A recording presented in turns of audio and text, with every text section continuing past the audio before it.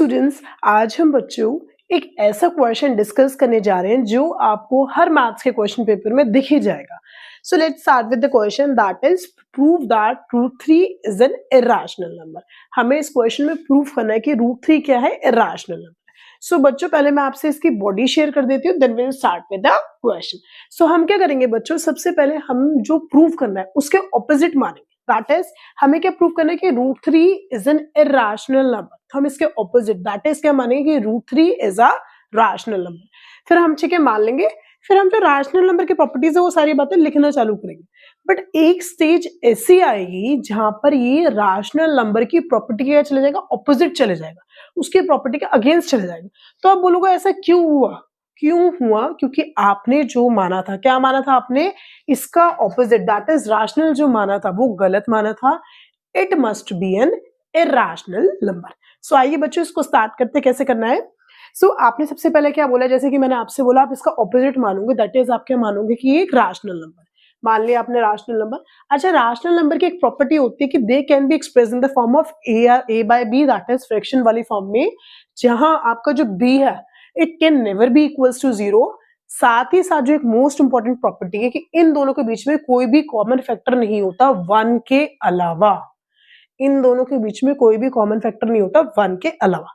ठीक है, हमने लिख लिया भाई ऐसा जो रैशनल नंबर हमने माना था उसके अकॉर्डिंग।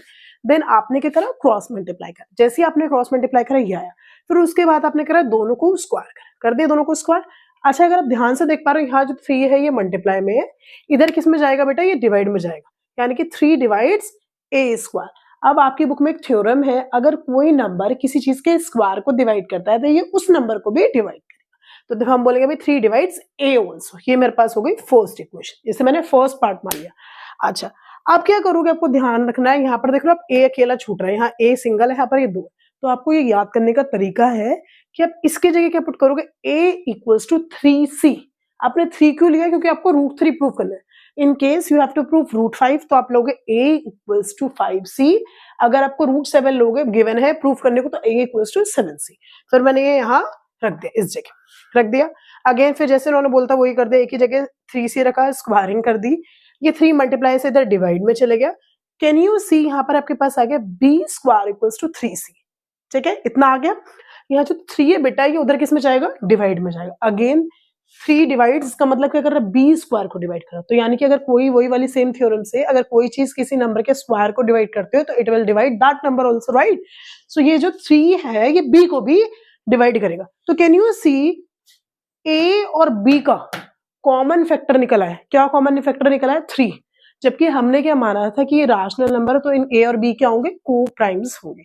सो यानी कि ये रैशनल नंबर की प्रॉपर्टी के क्या चलेगा, अगेंस्ट चलेगा, कॉन्ट्राडिक्ट कर गया।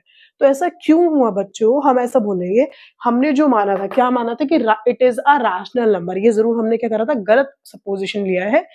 It means it must be reverse of it. इसका रिवर्स क्या होगा, irrational number. Hence √3 is an irrational number by contradiction. I hope this video is helpful for you. Keep watching the video, bachcho. All the best for your exams. Thank you.